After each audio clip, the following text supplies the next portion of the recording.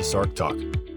SARC is a nonprofit cancer research organization that develops and manages clinical research trials in pediatric and adult sarcomas.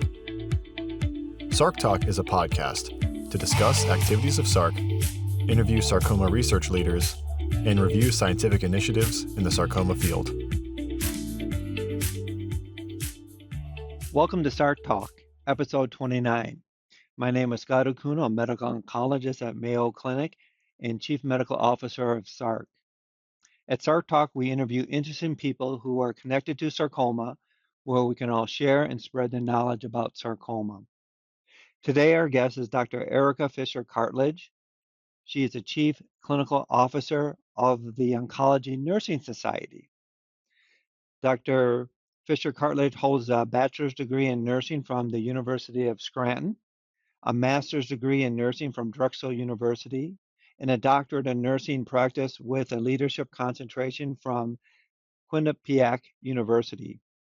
She's led many large clinical initiatives, including the development of hospital-wide interprofessional standards for the prevention and management of mucositis, the implementation of scalp cooling across more than 15 sites, developing nurse-driven penicillin allergy testing programs, and publishing in multiple venues, including the MSK Mentorship Program, and produced more than 36 peer-reviewed articles. Dr. Fischer-Cartlidge is here with us partly because of some connections we've had with our SARC Board of Directors. And Dr. Cartlidge is best known for her work of, and I'm using the word, enculturating, and we'll get into that, enculturating evidence-based practice and change management to enhance cancer care. And that's the part we're really interested in learning more about. So today we are pleased to welcome Dr. Erica Fischer-Cartlidge. Welcome. Thank you. Thank you so much for having me. It's a pleasure. Thanks for willing to do this. And, we have to thank Ava, our board director, and the connections that we've all had, because SARC is going into the next realm of how do we continue to engage our community of sarcoma patients and families, and how do we do that with the resources that we have, and what's the role of nursing. So we're starting to explore that, and this is a great opportunity given your wealth of experience, especially in your leadership positions at ONS. So that's great. So maybe for those that don't know much about nursing care and that, and maybe you can say where do you see first of all, how did you first get interested in nursing? Because I read your CV, I read your bio, looked back through things and learned, and looked like this is not a straight path. This took a little bit of time and effort. So maybe you can share with our group how you got here. Sure, absolutely. I knew I wanted to go into a field that was about caring for others and helping for others from when I was really young. My grandmother was a home health aide, and I really saw how rewarding it was for her, and that was really inspirational. And but I never set out for oncology. I really intended to go into the emergency setting when I entered my nursing program. I wanted fast pace and change, and I had a clinical rotation in my preparation where I was caring for an individual who had just been diagnosed with cancer. And in that kind of one day, she really reshaped my whole vision on what it meant to have a rewarding career and profession. And I really saw the impact you could have on someone's life, even in a small window, but even greater when you're kind of with that patient over their trajectory, for sure. And so that kind of gave me a left turn. I never looked back. And I went right into oncology after graduation. And from there, I really... I give a lot of testament to the people who were in my career path, whether they were managers or colleagues, who would say, oh, have you thought about getting certified? Have you thought about, going on this committee? We think you'd be a good fit there. And those gentle taps on the shoulders, because those opportunities really begetted the next opportunity and the next. And I've gotten to do some incredible things. And so I always think about that when I see new opportunities for other people, is that tap on the shoulder can sometimes really be the difference. Well, it's interesting. You talk about left turns, and many of us that we have talked with in our podcast, SARC Talk, had left turns. And it's important. People have kind of just tapped on your shoulder, and moved on. You had to make a decision somewhere along your way that you decided primary care, taking care of patients, I've learned a lot, but then you had to pivot again, maybe a right turn or left turn, to do more of that administrative structure. So how did that happen? Yeah. I started as a clinical nurse specialist where I was still involved in direct care, but I was supporting developing standards, guidelines, training new nurses. So a little bit of the best of both worlds. So I didn't have to fully give up that direct care position, but I was influencing larger groups, and that really started to grow. And I was seeing really the impacts of some of that less direct care work and how many more patients it was impacting when I was getting involved in setting standards, working on research, quality improvement. And I wanted to kind of continue that. I could see 30 or 35 patients in a day in clinic in our multidisciplinary team, but there were hundreds of patients that I could be kind of elevating their care when I was working on some of those improvement projects and bringing good research into practice. And so that was really for me that juncture of change, was making the ripple effect be greater than what I could do as one person in the clinic. I like the word ripple effect because all of us at some times have to think about I can make a broader, bigger impact with more people versus the one on one. And there's pros and cons to lose that connection there. But we're excited that the career paths left and right have got to where you are today. Now, many of us in oncology know a lot about ONS, but some of us don't. So it might be worthwhile stepping back and telling us maybe the origins of ONS and kind of where you fit into that and kind of where you and your team are kind of having that vision. Sure. So we're really fortunate. The Oncology Nursing Society is celebrating its 50th anniversary this year. They were really the first organization professional organization that was dedicated to oncology nursing, and really at the very precipice of when it was emerging as its own unique and distinct specialty. And so now today we have over 35,000 members, but we certainly represent the issues of over 100,000 oncology nurses in the country. We do, through partnerships, work at the global level in low to middle income countries as well. But we are the professional home for oncology nurses, regardless of where in oncology you are.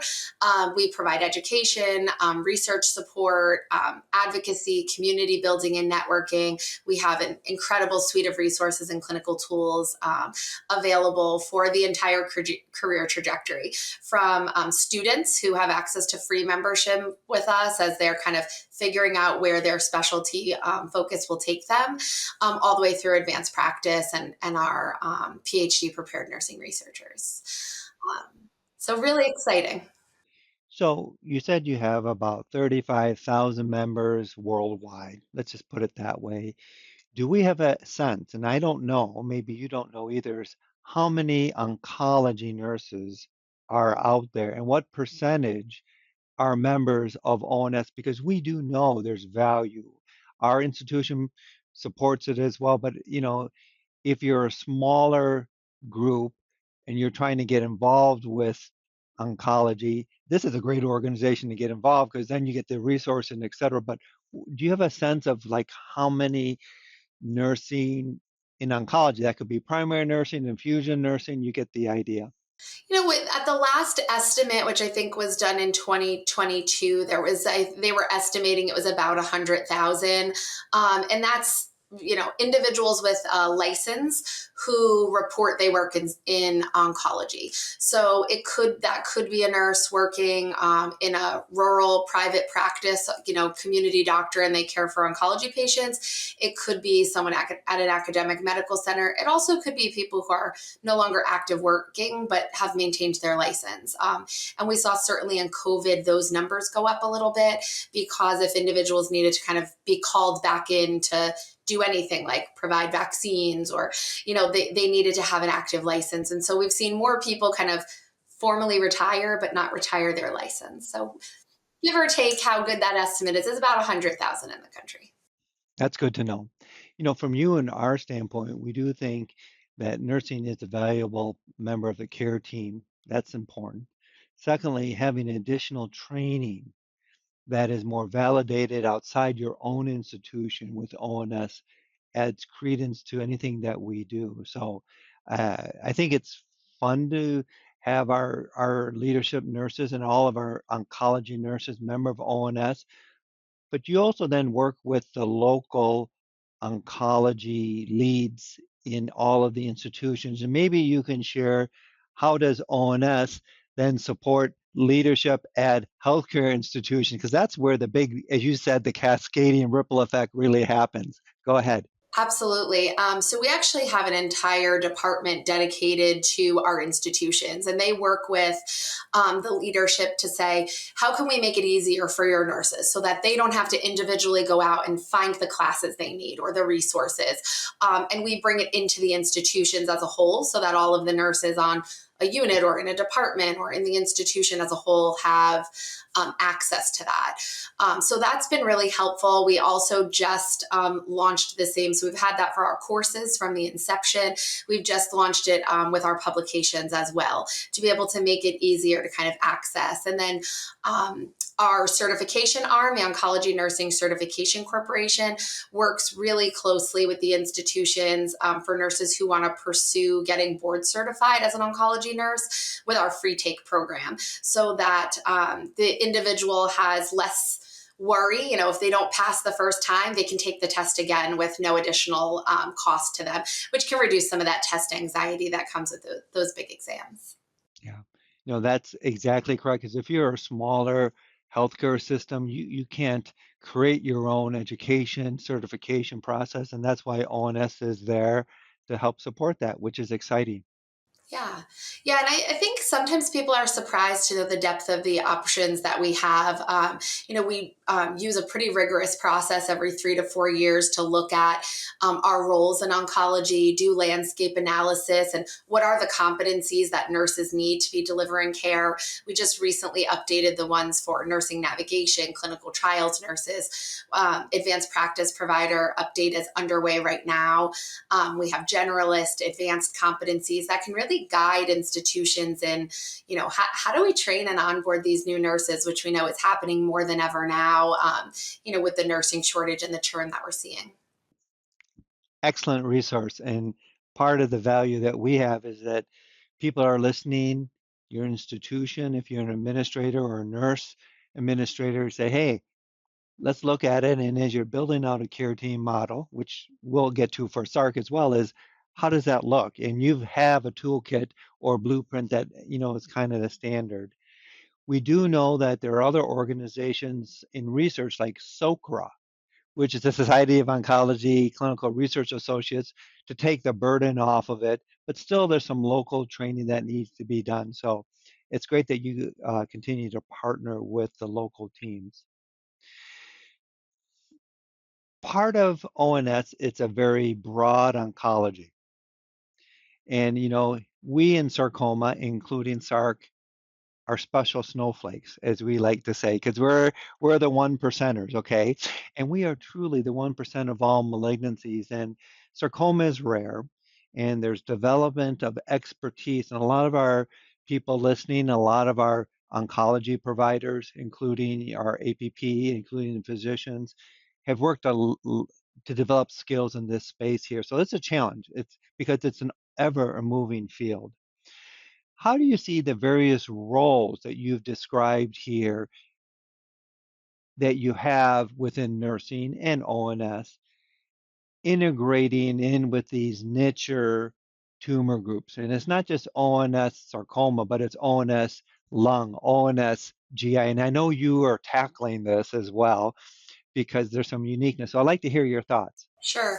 Well, I want to start by just saying I think nurses are really essential in sarcoma care and any rare tumor, but the rarer it is, the more critical is patients have access to accurate patient education and resources and really that kind of expertise. And so, we know that nurses are really the linchpin when it comes to symptom management, psychosocial, the emotional support. And we love all of our doctors, but you'll hear patients talk about the visit after the visit, right? So when the doc goes to start their documentation, documentation, and the nurse is kind of left behind sorting with, okay, here's how you're going to manage this new regimen at home, or here's, how we can, deal with your balance with your kids as you go through this. And I think when they're in those rare situations and they're not seeing the commercials and the media spotlights for their tumor type, their nurse becomes even more important because they become part of their community. And so really that impact on quality of life. I think one of the things that I really value that ONS brings is that network. So even if you may be the only person in your practice that's working with this patient population, you can hop onto the digital community that ONS provides, and now your network is that much bigger because you can pose your question that maybe no one around you knows the answer to, but there might be 20 nurses 10 states away that do have that answer for you. And that creation of community and those specialty networks, I think, is so important to be able to bring people together to advance things forward. And more so now than ever, the drug pipeline is rapidly changing, and there are new drugs, and 1 minute it's a brand new drug and we can only give it in the inpatient setting, and a hot second later now we're giving it in the outpatient setting. And the nurses are really learning from each other on the fly how to make sure that they can do it safely and get patients the newest, most cutting edge treatments without sacrifice to the quality of care. I'm smiling because in oncology, we see the approved drugs that are coming through each year. And, we had about 40 to 50 drugs, more than any other specialty. So if you're in oncology, it's a great time because a lot more drugs, but that also means learning a lot more drugs as well. It's like, how do we as physicians understand that? How do we as an APP group? And then, as you said, hey, I'm hitting the front lines with nursing. I'm getting the brunt of these questions, and including pharmacy, is how do we do that? And having a network, because some of these drugs are only done maybe 100 patients across the United States. Yeah, it's a unique time for sure. I mean, we're hearing more than ever. Nurses will say the first time I heard about that drug was when I picked up the order and I had to give it, right? Because it's so much faster than it was before, and that reliance on how do I get good, accurate information? Where is my source of trust? Absolutely. We at SARC are trying to continue to build out what we call the sarcoma centers, which is a group of known sarcoma groups across the United States and across the world. And we're trying to ensure that those groups are multidisciplinary. And historically, when we talked about multidisciplinary, to my chagrin here a little bit, it's always been you need a medical oncologist, you need a radiation oncologist, you need a surgeon, you need a pathologist, you need imaging that have expertise in sarcoma. But we're starting to think too is you need to have the other component, which is nursing, and we sometimes forget that. So as we start to build out these things, how do you see organization like SARC engaging with those organizations, whether, as you said, at the high level so we can cascade and ripple, or where do you guys see us in our major sarcoma centers? We probably have 50 across the United States or plus. Yeah, I think there are a lot of opportunities for synergy, across the three types of groups. One of the largest, I think, is really a unified collective voice in everything we do. I mean, we're just talking about how all clinicians, nurses, physicians are in one of the most trying times they've been faced with, right? Pace of innovation in oncology. Everyone's drinking from the proverbial fire hose right now. New clinical trials, new drug approvals, changes in standards of care. And then you couple that with the highest rates of burnout we've ever seen in healthcare kind of post-pandemic, and the clinician shortages across all of the roles. And you have this just perfect storm. And then patients are more complicated. They're living longer because the treatments are better, but not necessarily living well longer, without sequelae of the disease. So I think as we think about that, clinician support organizations, patient advocates, employers need to be thinking about how do we facilitate a smoother path for people to give high quality, safe care to those who need it. And in my opinion, that comes from synergistic unified messaging. So really simple examples, things that I see all the time. there are multiple guidelines out there from different organizations on a single topic. Let's just say the best way to care for this symptom that sarcoma patients will get. And then clinicians are burdened with, well, do I follow this one, or that one? And my employer says to do it this way. My professional home says it to do it this way. And these other two organizations say to do it that way, right? They shouldn't have to be faced with that. If we're doing our job right up front, we're all getting together and creating one guideline and all distributing it to our mechanisms, our distribution centers. I think another example I see is when we go out in the advocacy space and a group is advocating heavily for new legislation or new reimbursement mechanism, but maybe not understanding how that could fully affect people in the implementation process. And so then it doesn't maybe go over as well as it could when it moves through the process and passes. If we can get ourselves together up front and really talk about, yes, we need to do this, let's consider this factor on when it gets implemented and make that recommendation up front, then I think our resources are stronger. It's easier for individuals to use. Advocacy is stronger because we have our collective voice right up front. And I think that comes from just strong communications, the connections we're building like these to be able to include everyone at the table early in the innovation process. I think that's where I see the greatest impact of us coming together. I agree. So what I'm hearing though, which is important, is engage early and engage often, because sometimes it's like, and we're saying the same thing. Sometimes we think, oh, by the way, we got to add them. When the reality, if you're there at the table at the beginning, the better you'll be. Agree. SARC, as you know, is starting to explore through the sarcoma centers, a patient, or what we will call a navigator, a patient navigator. And I know you've had a lot of experience in this, and this is how you and us got connected along the way. And maybe you can share how your thoughts of ONS, if we are starting to develop a navigator program, kind of what are the tenets that you need to have? Because there are a lot of questions, because our patients, as you know, are going from an oncologist to radiation oncologist to surgeons and back to the all this stuff. And they get, sometimes the patients get lost in it too. And sometimes I get lost, like where is the patient in the whole system? So maybe you can share a little bit about the role of the patient navigator as you see it that's worked successfully. Sure. I mean, I think navigation is essential. It started back in 1990 in the breast cancer world, but it's really exploded in 35 years, which there's not too many things that you see get such great uptake in that short amount of time. But navigation really has. I mean, and the data is there. It reduces barriers to care. It improves access. It makes sure patients get the support they need at the right point in the journey. But it's been complicated. I think as people really realized the benefit of it, we've cannibalized it a little bit. And so now we don't just have navigators. We have financial navigators and oral medication navigators. And now there's multiple types of navigators. And I think we have to be cautious, because navigation has always been intended to simplify things for the patient. It was meant to be a central point of coordination of all that's involved in their care. But when your cancer care team has multiple navigators and multiple team members, then we're not achieving the aim. So I think, what organizations like ONS and SARC need to do are continue to promote collaborative standards, making sure that we're, if we need more navigators that can do all the things, that's better than more navigators that each do a part of the role, I think, because then we've just made it more complicated for our patients to try to solve for our operational challenges.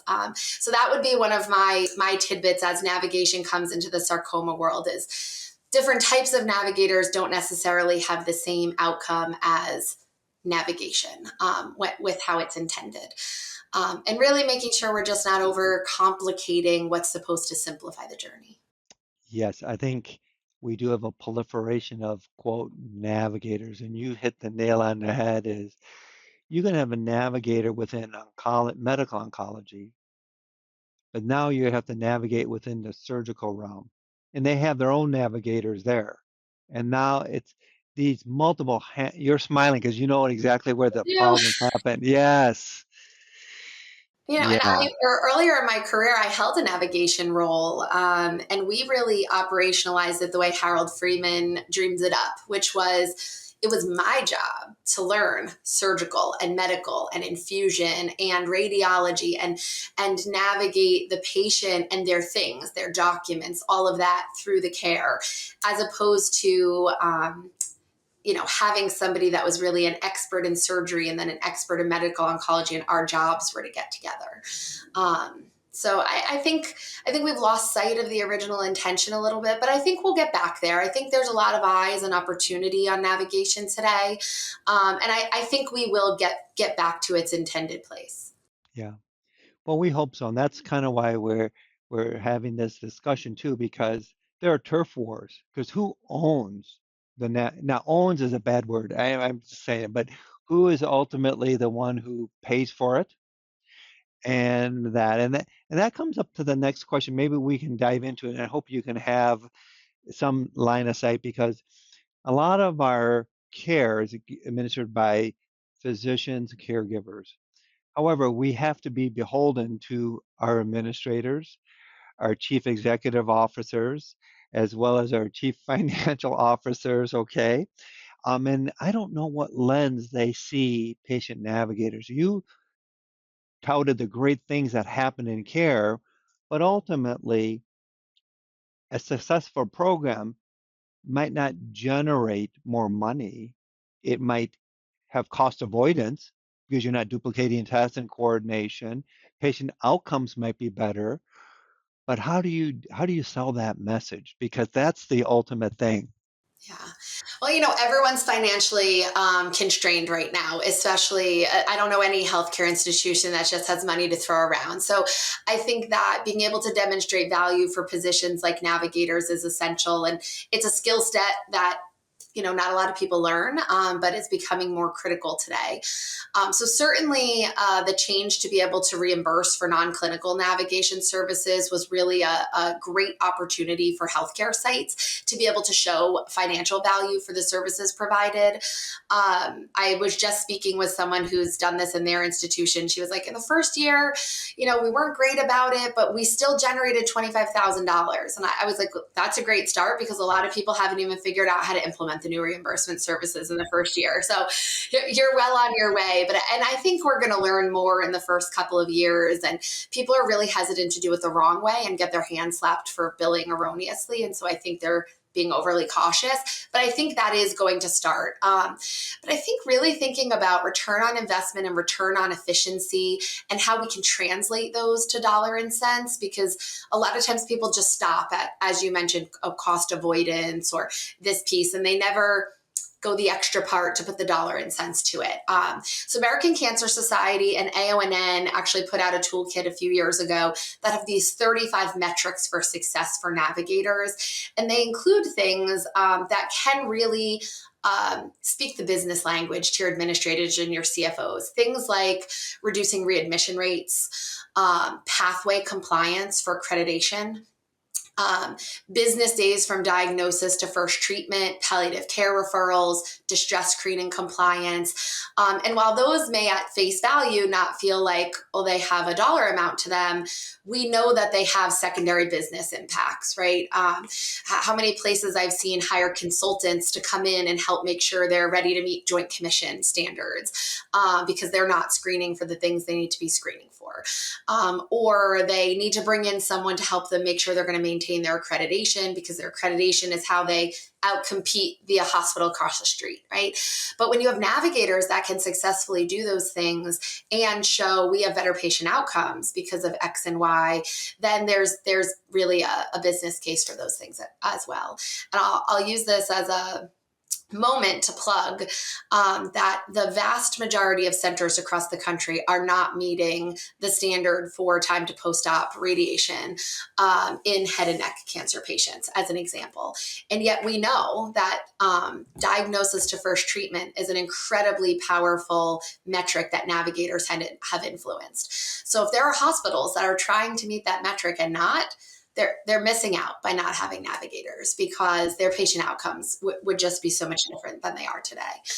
So I think really understanding how to speak that business language is an important skill for whoever is overseeing the navigators and being able to work with them with these resources. My mind is spinning right now, but uh, two follow-up questions, if you don't mind. One is, all these teams have primary RNs, but there's still value of having a primary RN, but there's also a value of having a coordinator. So maybe you can tell us how those, because you've done both, okay, and how does that transition work effectively when it's done effectively, and when does it fail miserably? Sure. I think it really depends on your model. So, when I was in the navigator role, I was in a community health setting where the patients was getting the biopsy in a facility that was uniquely different from where their medical oncology practice was, which was different from where their surgeon was going to be, and then where they were going to need treatment. And I think that in settings where you have people not all under the same roof, without a centralized medical record, the coordination that a navigator brings becomes even more essential. And that's what it was born from. In the large academic medical centers where all of the patient's team members are under the same roof and have a shared medical record and may even be one floor up or down from each other, I think what you often see is that primary nurse navigates without necessarily holding the title navigator, because they just were in the cafeteria with a surgical oncology nurse and they know they share a patient, they know each other personally. And so navigation happens constantly, whether you are a navigator or not. And I think that when you're thinking about which do you need to think about what are the biggest barriers your patients are facing.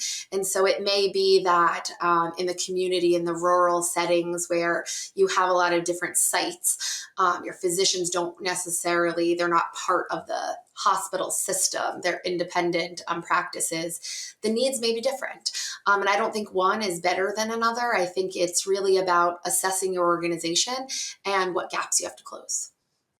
My gosh, it's an aha moment because many of us at the sarcoma centers that I have, as you know, are all under one health system.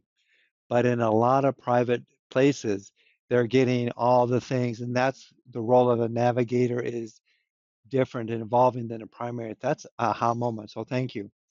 You also comment, and it's important for us to think through, is that if you're thinking about a navigator metrics, you talked about in reference 35 different metrics. So it could probably be depending on, like you said, is it all under one roof, up and down the floor, versus a couple different buildings, couple different, depending on how big your institution is, or whether or not you have to go to a private X, Y, and Z. So that makes huge sense. So that's interesting. I would just ask a different question because a lot of our nurses, a lot of our centers work with ASCO from medical oncology to be COPE certified. And when you started talking about the 35 criteria, oh my gosh, it sounded like a COPE thing. So how does the ONS, COPE, and other validating organizations, how do you guys all kind of work and coordinate together? Yeah, it's a wonderful question. And I think it echoes back to what we were talking about: engage, be inclusive early on. When these programs are getting developed, same thing with Commission on Cancer, and these standards are getting set, we're really fortunate to often be at those tables to say, hey, guess what? You don't have to recreate the wheel. We already have this standard here. We already have this metric you can use, and be able to work those in so that there is synergy and alignment. And we do that really frequently with programs like COPE and the other accreditation groups, to be able to be kind of at those tables and not just setting them up front, but really having the ongoing conversations about how is it going? Is this reasonable? Is this too burdensome for the sites? How can we simplify this? What's our intention in setting this standard? Awesome. Awesome. As we said during the beginning here, that SARC is exploring the role of a navigator, and we're trying to think about what are the metrics of success. Well, we don't have to think about them. You already have them. Okay. And now we just have to pick and choose appropriately what we're going to do and move forward with that. Interesting. Great. We did touch upon this as well, as that there's, the ongoing, let me say, you come as a nurse, you're a brand new grad. Okay. You might have had some exposure to chemo, some exposure, but you're not really an oncology nurse. Becoming a member of ONS and getting internal training lends credibility long term. Are there things in the training that are transferable? You know where I'm going with this is to say is these are skills that are good no matter where you are, even if you never stay in oncology. Because I don't want people to think like, I'm not even sure I want to do this, but hey, get it because these are skills that you can use no matter what. For sure. And I talk about this a lot when we go to the Student Nurses Association, right? And they're so like eager eyed and they're like, well, I have a personal experience with cancer, but I don't know if I want to work with cancer, so I don't know. And I say to them, well, that's why it's free when you're a student, because we want you to explore. And the truth is, with the rates of cancer, no matter where you work, even if you change specialties, there's a good chance someone that you're going to care for in that emergency department, on that med-surg floor, in the critical care unit, has, or will have a cancer diagnosis at some point in their trajectory. And so just general awareness, we tend to start people with a course we called Cancer Basics, right? Which just kind of gives you that lay of the land. It's transferable anywhere. But we have things on safe handling. There are, you could work in any floor of a hospital, and we know hospitals get to capacity and patients don't always go to the floor designated for their diagnosis. So do you know how to handle that urine? Or when the nurse comes and hangs that chemo and you're not a chemo floor, do you know how to protect yourself when you're in that patient's room? So I think some of our fundamentals courses are great no matter where you are. But for those who really are diving into the specialty and making that commitment there's a lot of different ways that we've been trying to prepare the workforce. And we start early. We work with a lot of nursing schools to build in oncology electives to get people an option, kind of exposure. Try it before you buy it, before you pick your unit. We have, materials for preceptors and an oncology nurse orientation program. So talk about supporting that institution so they don't have to home grow something. They can really say, here's this course. It paces it out for the orientee, but it also says to the preceptor, here are the activities to support your new nurse on the floor also that you should be doing. We have over 430 continuing education opportunities every year, whether they're free journal, articles they can read for credits, podcasts, our annual conference. So there's just so many options. And then as nurses progress in their career, we're really fortunate. The Oncology Nursing Foundation, our philanthropic arm, has given over $31 million in academic scholarships, career development awards, research grants since they started in 1981. And, that translates to basically every year there's 100 or so professional development scholarships, and anywhere from 50 to 120 that are earmarked to help nurses progress and obtain their BSN, their MSN, or a doctorate. So, I think when we talk about how do we continue to shape the workforce from, I'm novice in this specialty to I'm the one generating the new science that we're using to care for this symptom, for this brand new class of drug. We try to meet people where they are and support that training for the next step.